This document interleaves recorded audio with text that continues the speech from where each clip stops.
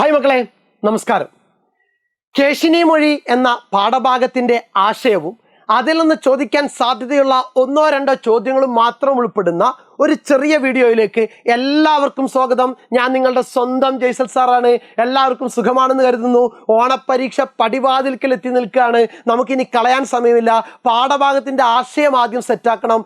ആശയം സെറ്റായി കഴിഞ്ഞാൽ ഏത് ചോദ്യം നമുക്ക് എന്ത് ചെയ്യാൻ പറ്റും, ഉത്തരം ചെയ്യാൻ പറ്റും. അങ്ങനെ ഒരു വീഡിയോ നിങ്ങൾക്ക് തരാൻ വേണ്ടിയിട്ടാണ് ഇപ്പം ഞാൻ വന്നിരിക്കുന്നത്. നോക്കിക്കേ, കേശിനി മൊഴി ഉണ്ണായി വാര്യർ പാഠസംഗ്രഹം. കേശിനി നേരിട്ട് ബാഹുകന്റെ അരികിലെത്തി അവനോട് കളിമട്ടിൽ പലതും സംസാരിച്ചതിന് ശേഷം ഒളിച്ചു നിന്ന് നിരീക്ഷിച്ചും ചില കാര്യങ്ങൾ മനസ്സിലാക്കി. പിന്നീട് ദമയന്തിയെ ഒറ്റക്ക് മാറ്റി നിർത്തിയിട്ട് പറഞ്ഞു, ലക്ഷ്മി ദേവിയെപ്പോലെ സുന്ദര ശരീരമുള്ള വൈദർഭി, നീ കേട്ടാലും ബാഹുകൻ പുരുഷ രത്നമാണ്. വൈദർഭി, വിദർഭ രാജ്യത്തെ രാജകുമാരി, നീ കേട്ടാലും ബാഹുകന്റെ പുരുഷരത്നമാണ്. ബുദ്ധിമാനായ അവൻ എന്നോട് അവൻ്റെ പേരും മറ്റ് വിശേഷങ്ങളും പറഞ്ഞു. അവൻ പറയുന്നത് നളൻ ഒരു തെറ്റും ചെയ്തിട്ടില്ലെന്നാണ്. അഥവാ തെറ്റ് ചെയ്താലും കുലനാരിയായ ദമയന്തി കോപിക്കാൻ പാടില്ലത്രേ. അവൻ ദുഷ്ടനല്ല. അവൻ്റെ വാക്കുകളിൽ ചതി ഉണ്ടെന്നും തോന്നുന്നില്ല. ബാഹുകൻ പിന്നെ പലതും പറഞ്ഞു. കണ്ടിടത്തോളം നമ്മുടെ ആഗ്രഹം സഫലമാകുമെന്ന് തോന്നുന്നു. സെറ്റ്. ഭക്ഷണം പാകം ചെയ്യാൻ വേണ്ടി രാജാവിൻ്റെ നിർദ്ദേശാനുസരണം വേണ്ടതെല്ലാം എത്തിച്ചപ്പോൾ കുടത്തിൽ ജലം തനിയെ നിറഞ്ഞു. ബാഹുകനെ കണ്ടപ്പോൾ ബാഹുകന്റെ ഗുണഗണങ്ങൾ ആര് പറഞ്ഞു കൊടുക്കാണ്? കേശിനി പറഞ്ഞു കൊടുക്കാണ്. അഗ്നി അഹങ്കാരമില്ലാതെ വേണ്ട അളവിൽ കത്തി. അവനെല്ലാം പെട്ടെന്ന് വെച്ചൊരുക്കി. പിന്നീട് ഋതുപർണ രാജാവിനെ കണ്ട് വണങ്ങിയിട്ട് തേരിൽ വന്ന് ഒതുങ്ങിക്കൂടി. തേര് അലങ്കരിച്ചിരുന്ന പൂക്കൾ വാടിയിരിക്കുന്നത് കണ്ട് വിഷമിച്ച അവൻ അവയെ തലോടിയപ്പോൾ അവയെല്ലാം പുതുശോഭയോടെ തിളങ്ങി. ഇതെല്ലാം താൻ കണ്ട ബാഹുകന്റെ പ്രവൃത്തിയിൽ കാണപ്പെട്ട വസ്തുതകളാണ് എന്ന് കേശിനി വൈദർഭിക്ക് പറഞ്ഞു കൊടുക്കാണ്, ദമയന്തിക്ക് പറഞ്ഞു കൊടുക്കാണ്. കേശിനിയുടെ ഈ വിവരണങ്ങൾ കേട്ടിട്ടാണ് നൈഷധൻ ഇവൻ താൻ ഒരു ഈശലില്ലമേ നിർണയം എന്ന ബോധ്യത്തിൽ ദമയന്തി എത്തിച്ചേരുന്നത്. തൻ്റെ കൊട്ടാരത്തിലേക്ക്, അതായത് ദമയന്തിയും നളനും തമ്മിൽ പിരിഞ്ഞു കഴിഞ്ഞതിന് ശേഷം നളനെ കണ്ടെത്താൻ വേണ്ടിയിട്ട് രണ്ടാമതൊരു സ്വയംവരം തനിക്ക് വേണ്ടി നടത്താൻ പോവാണെന്നുള്ള ഒരു വ്യാജ പ്രചരണം അഴിച്ചുവിട്ടുകാര് ദമയന്തിയും കൂട്ടുകാരിയും. അതിൻ്റെ അടിസ്ഥാനത്തിൽ കൊട്ടാരത്തിലെത്തിയ നളൻ എങ്ങനെ സൂതനായിട്ടാണ് കൊട്ടാരത്തിലേക്ക് വന്നിരിക്കുന്നത്. അത് നളൻ തന്നെയാണോ എന്ന് ഉറപ്പാക്കാൻ വേണ്ടി, വേഷം മാറി വന്ന നളൻ തന്നെയാണോ എന്ന് ഉറപ്പാക്കാൻ വേണ്ടിയിട്ട് കേശിനി എന്ന തോഴിയെ ചുമതലപ്പെടുത്തുകയാണ്.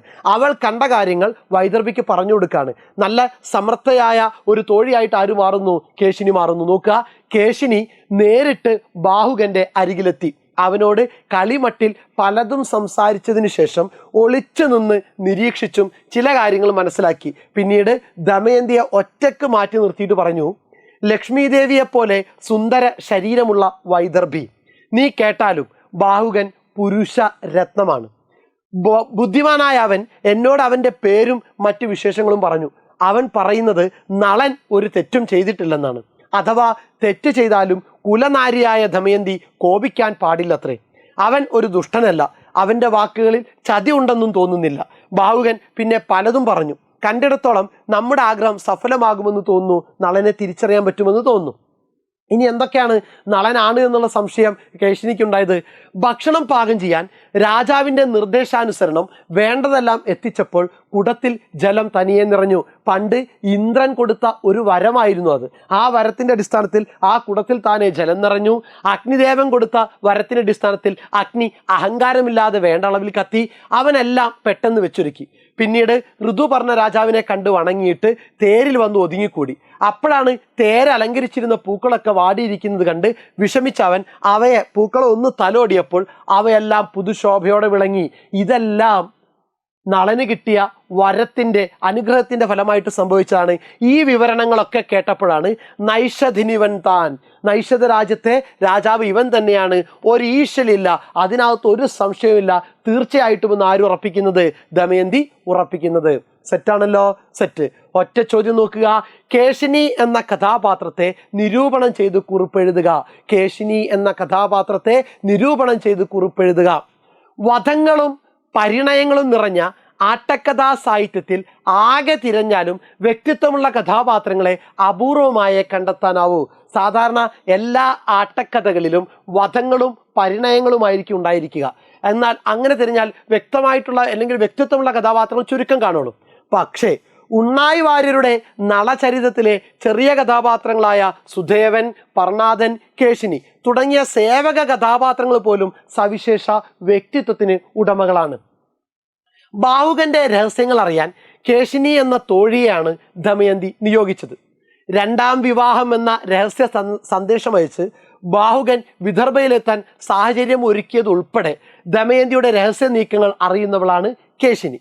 അവളുടെ ബുദ്ധിശക്തിയിലും ആത്മാർത്ഥതയിലും രഹസ്യം സൂക്ഷിക്കാനുള്ള കഴിവിലും ഒട്ടും ശങ്കയില്ലാത്തതുകൊണ്ടാണ് ഈ ദൗത്യവും കേശിനിയെ ഏൽപ്പിക്കുന്നത്. ബാഹുകനോട് കളിമട്ടിൽ സംസാരിക്കുന്ന കേശിനിയിൽ സൂക്ഷ്മ നിരീക്ഷണ പടുത്തവും മനഃശാസ്ത്ര ബോധവും പരഹൃദയജ്ഞാനവും പ്രകടമാണ്. വിരൂപനെങ്കിലും ബാഹുകന്റെ വ്യക്തിത്വത്തിന്റെ മഹത്വം അവൾക്ക് കണ്ടെത്താനാവുന്നത് അതുകൊണ്ടാണ്. നളദമയന്തി കഥ പറഞ്ഞുകൊണ്ടാണ് നളന്റെ ഉള്ളറിയുന്നിടത്ത് കേശിനിയിലെ കൗശലക്കാരിയെ നമുക്ക് തിരിച്ചറിയാം. സെറ്റാണോ? നോക്കുക, ബാഹുകന്റെ രഹസ്യങ്ങൾ അറിയാൻ കേശിനി എന്ന തോഴിയെയാണ് ദമയന്തി നിയോഗിച്ചത്. രണ്ടാം വിവാഹം എന്ന രഹസ്യ സന്ദേശം അയച്ച് ബാഹുകൻ വിദർഭയിലെത്താൻ സാഹചര്യം ഒരുക്കിയതുൾപ്പെടെ ദമയന്തിയുടെ രഹസ്യ നീക്കങ്ങൾ അറിയുന്നവളാണ് ഈ തോഴിയായ കേശിനി.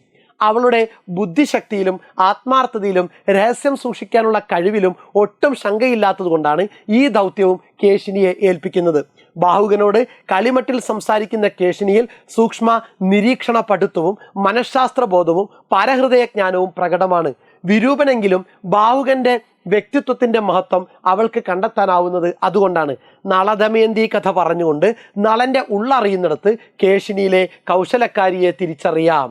സെറ്റാണല്ലോ. അപ്പോൾ ആ പാഠഭാഗം സെറ്റാണ്. കൃത്യമായിട്ട് എന്ത് ചെയ്തേക്കുക, മനസ്സിലാക്കി വെച്ചേക്കുക. ആശയം കൃത്യമായിട്ട് മനസ്സിലാക്കി വെക്കുക. ആ ചോദ്യോത്തരം ഒന്ന് സെറ്റാക്കി വെച്ചേക്കുക. ഓക്കെ, ലൈക്ക് ചെയ്യുക, സബ്സ്ക്രൈബ് ചെയ്യുക, അഭിപ്രായങ്ങൾ രേഖപ്പെടുത്തുക.